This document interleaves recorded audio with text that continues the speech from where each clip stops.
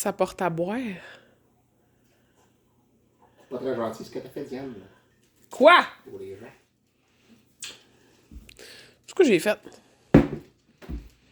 T'as juste coupé la vidéo! C'est là! Je me trouve très drôle. Pour vrai, j'ai pas fait exprès. Ouais, mais c'est pas grave. Ça nous a permis de... Faire la vaisselle. oui, sortir les patates aussi parce qu'il aurait cramé entre-temps.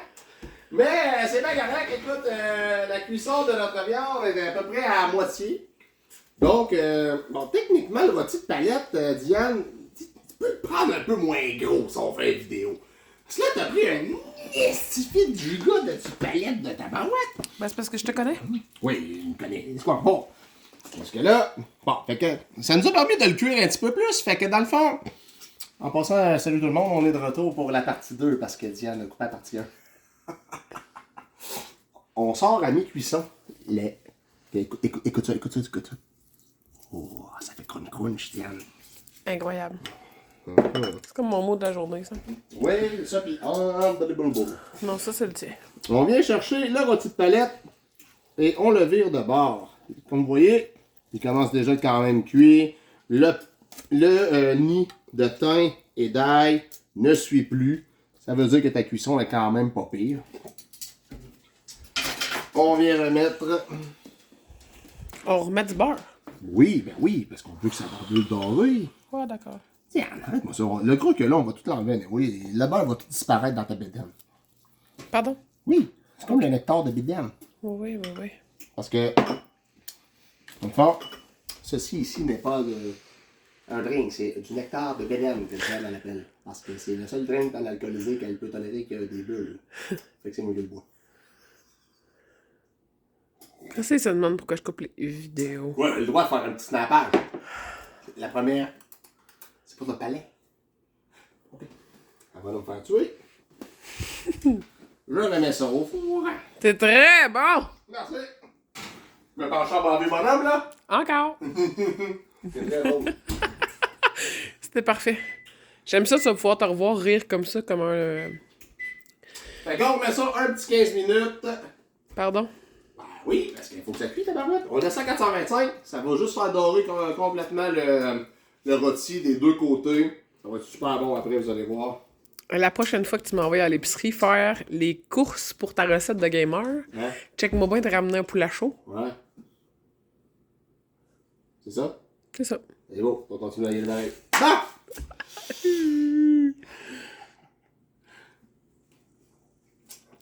Avant que ça coupe tantôt, je m'en allais vous en parler.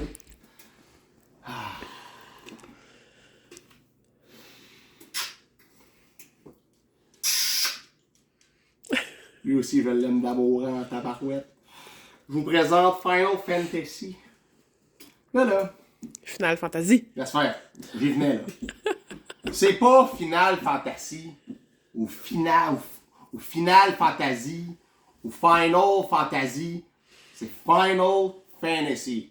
C'est pas Z. Y'a pas de Z. C'est un S. En anglais. En français, 2 S. Un S. Z. En anglais, un S. Z. OK. Clair, là? Final Fantasy. Good.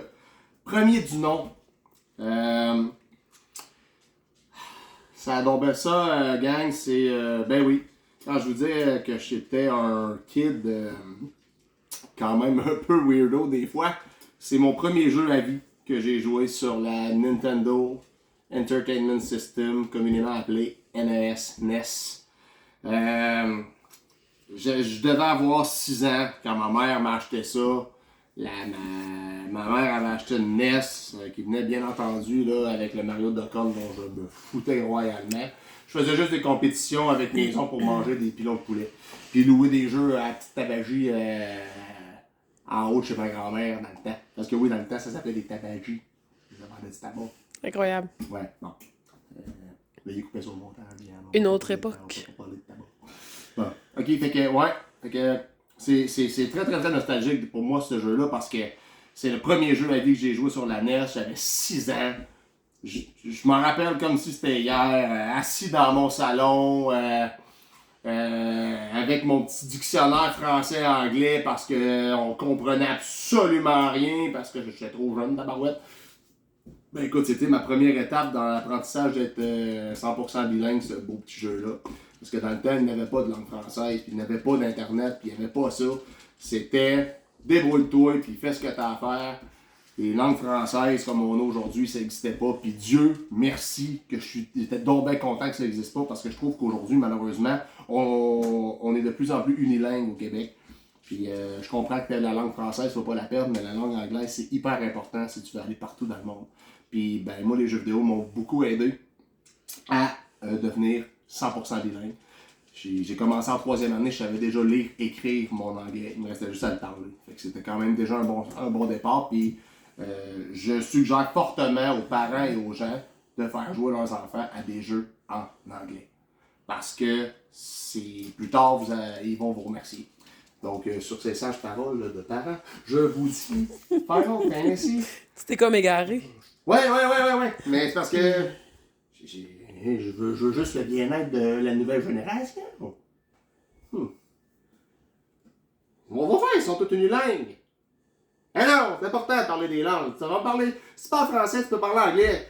Si tu parles français, tu peux parler n'importe quelle langue. C'est le français, la base de tout. Il y a du français dans n'importe quelle langue, que ce soit l'allemand. Tu parles français, tu peux parler espagnol en 2 mois. Tu sais, je veux dire, c'est la même langue, juste un dérivé. C'est facile au bout. Arrête-moi ça. Bon, ok, c'est fait.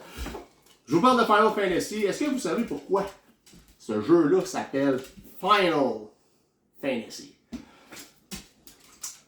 Ceux qui le savent pas, à la base, ce jeu-là était supposé s'appeler Fighting Fantasy. C'était supposé être un jeu qui allait révolutionner le market. C'est un nouveau genre, on n'avait jamais vu ça, du turn-based RPG. On a 4 héros, on décolle, ils nous chaque d'une ville, merci, bonsoir. Let's go, tu décolles. On va où? On n'a encore aucune idée. Ok, on s'en va, on part. Fait que tu pars avec tes 4 personnages dans Fighting Fantasy. Et ils ont manqué de budget. Ça allait pas bien. La compagnie était sur le bord de faire faillite, banqueroute, capote! Fuck off! On change. J'ai pas le droit de dire ça! Tabarouette! On change le nom. Gang, c'est le dernier jeu qu'on fait. On met le paquet. On appelle ça. On change le nom. On change Fighting Fantasy pour Final Fantasy. Parce que c'était supposé être la fantaisie finale, le dernier jeu que la compagnie allait faire avant de dire merci, bonsoir, on sac la clé dans la porte, puis on part. Ça a marché pas pire. Parce que la compagnie que l'on connaît aujourd'hui, qui est Square Enix, ben Dieu du ciel, fais-tu faillite Square Enix aujourd'hui? Ben non! Dans le temps, Squaresoft ont racheté Enix. Et ils sont devenus Square Enix, qui est la compagnie qu'on connaît aujourd'hui. Mais ce jeu-là, à la base, Fighting Fantasy, change le nom Final Fantasy, c'est notre dernier jeu de gang, on part avec ça. On a créé un monstre, ça s'est vendu à des millions d'exemplaires. Final Fantasy, si c'est pas de ce jeu-là, on n'a aucun RPG aujourd'hui. On n'a aucun jeu de son calibre-là, similaire, etc. Ce jeu-là est un... Comme dans la musique, autant que les groupes de musique marquent leur époque, Final Fantasy, dans les jeux vidéo, dans 500 ans d'ici, ça va encore parler de ça. On est rendu à 15 opus, le 16e s'en vient, il y a des spin-offs à tout finir. C'est une franchise, à l'heure qu'on se parle, qui a généré des milliards de dollars à l'industrie des jeux vidéo. D'année en année, ils trouvent le moyen de nous surprendre avec des gameplays différents, des instaurations de personnages différents, des concepts différents. On ne perd jamais l'identité de ce qu'on nous a offert dans les années 80. On est beaucoup plus axé maintenant sur un mode rapide avec les nouveaux graphiques et tout des jeux. Ça va beaucoup plus vite, on est rendu beaucoup plus action. Mais on a quand même le mode... on perd pas l'essence du jeu, on reste dans le turn-based, c'est juste plus rapide, puis il faut activer un peu plus, mais Dieu du ciel qu'on a eu du temps avec ça, avec mon ami Patrick, on savait pas quoi faire, on était jammés, on n'était pas assez fort, et on allait leveler, on level up, il y a une place dans le jeu qui est un petit peu glitchée, il y a une place où tu te promènes sur un bout. Nous autres, bon là, pour les gens à la maison, bouchez les oreilles de vos enfants. Parce que quand on était jeunes, nous autres, on appelait ça le bout du pénis. Ouais, on appelait ça de même, Diane. Parce que t'arrivais sur une falaise, tu passais la petite ville avec les pirates, là, Diane, là. T'arrivais, tu tournais à droite, tu montais en haut à gauche, puis t'arrivais sur une péninsule. En fait, ça s'appelle le Peninsula. Puis quand tu te promenais juste sur le top des deux, sur le bout du pénis, t'avais des monstres incroyablement forts qui donnaient d'incroyables, beaucoup, incroyable, beaucoup d'expérience. Fait que tu pouvais level up vraiment rapidement, genre, pis ils donnaient full de cash pour acheter ta nouvelle gear, tout. Puis tu pouvais quand même passer facilement la moitié du jeu après ça, en faisant du level up au bout du pénis.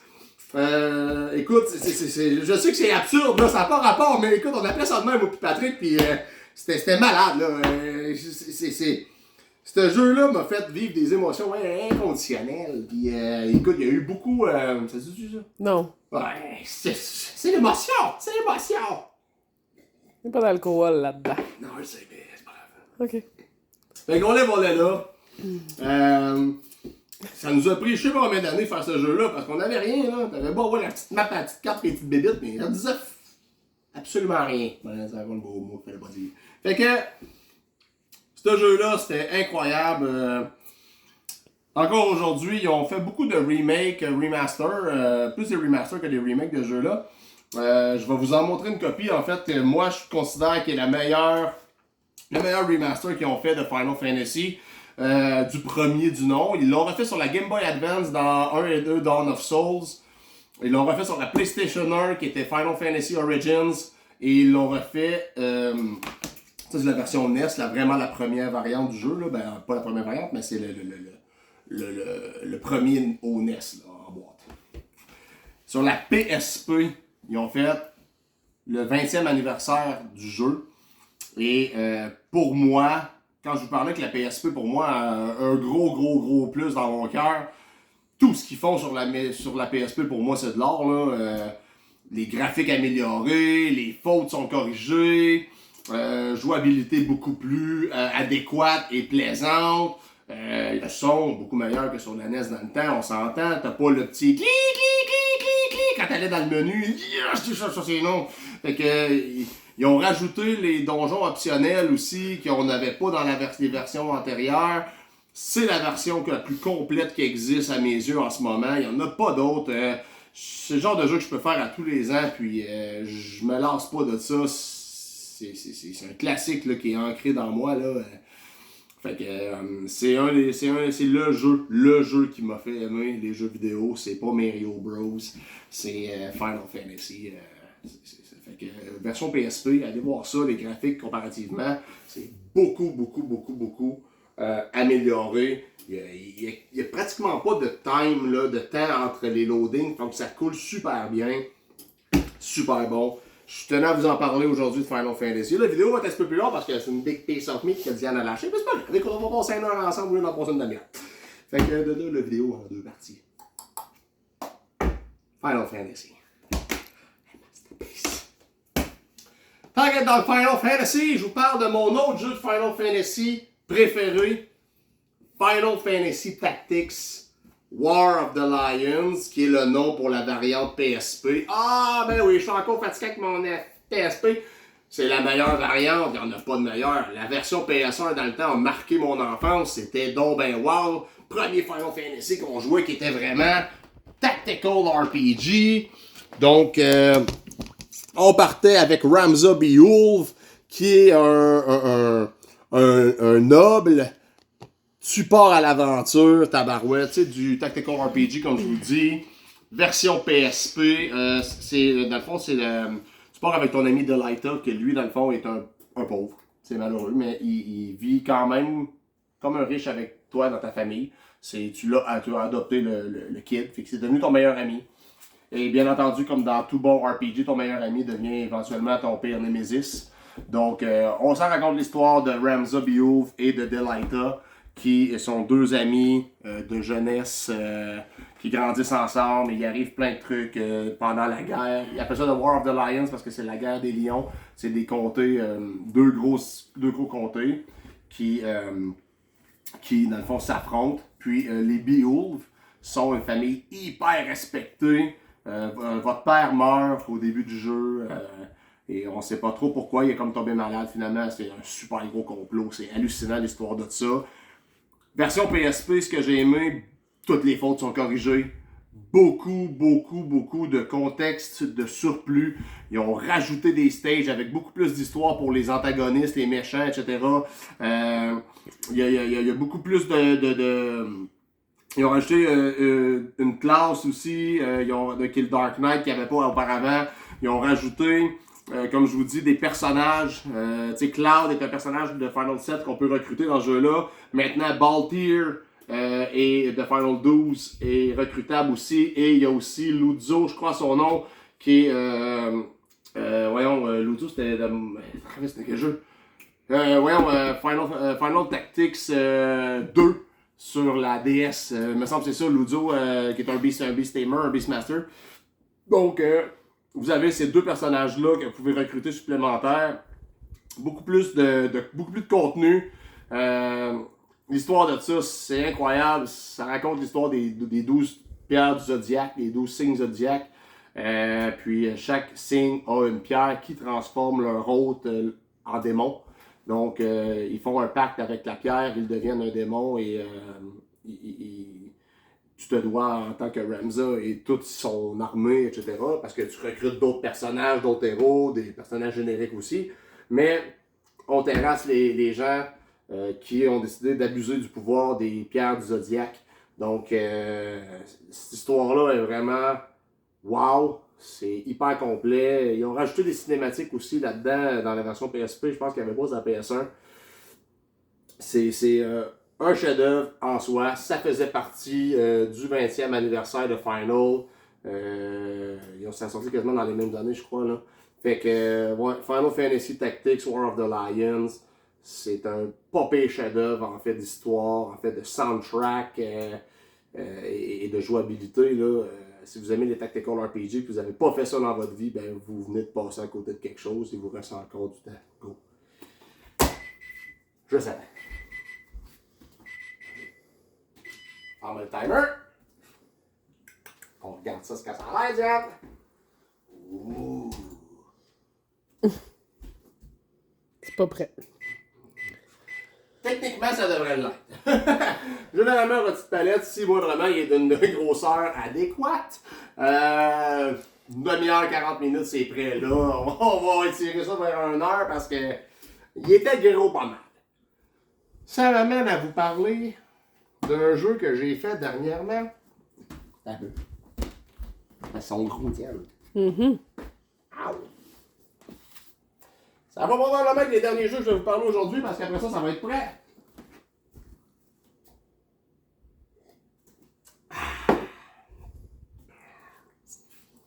Tant qu'à avoir une grosse piece of meat dans le four, je vais vous parler de 2 grosses pieces of meat ici. Bon, il existe les versions standards. Xenoblade Chronicles 1, 2, c'est les Collector Edition que j'ai parce que je suis capoté. J'adore les collecteurs. S'il y a un collecteur de disponible, on va mettre ça dans le panier. Puis on paiera l'hydro-tard. Bon, fait que Xenoblade Chronicles 2, il est vraiment magnifique, le collecteur, là, super beau. Et en plus, il y a un Hierophant. Je vous explique. Attends, revire-les. Quoi, tu veux que je remonte Hierophant? OK. Et le Hierophant. Voilà. Mais lui, c'est pas le même. Le 2, c'est pas le même que le 1. Fait que les gens, ils n'ont jamais fait ça en passant. Il y en existe 3 Xenoblade Chronicles. Le 1 avait sorti jadis sur la Wii. C'était un jeu pas hyper rare, mais c'était vraiment pas commun. Ça a valu cher longtemps, une centaine de dollars pendant des années. Ce jeu-là, c'était vraiment niche. C'était pas facile à trouver. Les gens connaissaient pas ça, Xenoblade Chronicles. Les gens vont reconnaître ont commencé à connaître ce jeu-là à cause de Smash Bros. Fait que, dans le fond, Smash Bros ont sorti un personnage nommé Shulk. Donc, les gens qui ne savent pas d'où Shulk provient, il provient de Xenoblade Chronicles, c'est le main protagoniste, c'est le personnage principal de la série. Il a marqué la génération de la Wii, ce personnage-là, parce qu'il est vraiment attachant pour vrai. C'est un super bon personnage, un bon protagoniste. Dans le fond, Xenoblade Chronicles, le premier, on se retrouve dans un monde où il n'y a pas de monde. C'est deux robots qui se sont affrontés dans un combat. Jadis, on ne sait pas pourquoi. Les deux robots ont été, mettons, pas fatals, mais mettons, ont été gravement blessés dans leur combat, sont tombés en mode shutdown, perruche, on ne sait pas pourquoi. Et la vie a pris sur ces deux mondes-là. Donc, il y a quelqu'un qui a décidé de créer, sans trop vous spoiler l'histoire, parce que pour vrai, c'est long à embarquer dans le jeu, parce que si vous avez joué beaucoup d'RPG comme moi, et l'histoire est assez prévisible au début, je vous dirais facilement jusqu'à la moitié du jeu. Donc, j'ai eu de la misère un peu à embarquer au début, mais Dieu sait que j'ai bien fait de ne pas lâcher, parce que wow, c'était vraiment hot. La fin m'a surpris, c'était bon. Le concept après ça embarqué. Il y a énormément de quêtes optionnelles. On parle de plus de 200 quêtes optionnelles si c'est pas plus. Il y a du stock en salle. C'est du semi-automatique RPG en action. Vous arrivez, vous avez les ennemis sur la map, les combats d'école. Vous avez toute votre barre de skill en bas, votre barre de compétences. Vous choisissez les attaques que vous voulez, tout dépendant où vous êtes positionné dans la map. Vous pouvez faire des coups critiques si vous êtes de côté, de dos, de face. Chaque technique vous donne des trucs différents pour vous battre. Puis, le Shulk, dans le fond, est un mécano qui vit complètement au pied de son robot à lui. Donc, et ils sont en guerre contre les Mechons, que ça s'appelle, qui eux viennent de l'autre robot, l'autre côté. Donc, on a un robot qui est composé strictement d'organismes vivants. Donc, des humains, des plantes, des animaux. Donc, tout ce que vous rencontrez pratiquement sur cette partie, sur le premier robot, c'est tous des organismes vivants, comme on connaît ici. L'autre côté sur le robot, tout est robotique. Donc, on a des créatures robotisées, humanoïdes, qui sont capables de créer des robots, etc. Et ils attaquent l'autre robot pour on ne sait quelle raison. On décolle avec ça, on a un personnage avec son meilleur ami Ryan, il décolle, il s'en aille, ils veulent monter complètement en haut du robot, traverser l'autre bord et mettre fin à la guerre contre les Mechons avec leurs alliés. Ça commence comme ça l'histoire. Comme je vous dis, très prévisible. Si vous avez jamais joué vraiment à des RPG, vous allez vraiment adorer ça. Mais faut prendre le temps de se mettre dans le game, dans le jeu. Tu sais, faites les side quests, apprenez à jouer le jeu, c'est vraiment plaisant. Il y a un petit personnage là-dedans, comme Kéziane nous a montré au début, la petite touffe de poil, qui s'appelle Ricky, comme Rimouski. Ricky, le Hieropon Ricky, mon personnage préféré. Fait que, John, if you're watching this, you already know that my favorite character is Hieropon Ricky. Fait que, Hieropon Ricky, c'était mon personnage préféré, il est tellement drôle. C'est genre le petit gnouf de service, mais il est pas si gnouf que ça. Mais en tout cas, je vous spoilerai rien parce que c'est vraiment une bonne série. Les gens qui ont joué le 2, qui disent « Ouais, mais il n'y a pas de lien. » Ben, t'as rien compris. Il y a un dieu de lien. Parce que le dernier boss de lui, là, il est dans lui. Mais, c'est pas la même affaire. Je peux spoiler rien. C'est le même genre de jeu. On déroge pas, on tombe dans le 2. Même affaire, là. On joue pas avec Shulk en passant. C'est complètement des personnages complètement différents dans le deuxième opus. Il existe aussi un Xenoblade Chronicles X, qui lui est exclusif à la Wii U. Je l'ai jamais fait celui-là. Lui, de ce que j'ai lu, c'est vraiment un opus différent qui n'a pas de lien avec les deux autres. Ça se passe complètement dans un autre univers, je sais pas trop. Mais je l'ai pas fait, je peux pas vous confirmer à 100%. Mais Xenoblade Chronicles, allez voir ça. Pour un jeu de Wii qui était refait, c'est des versions Switch en passant.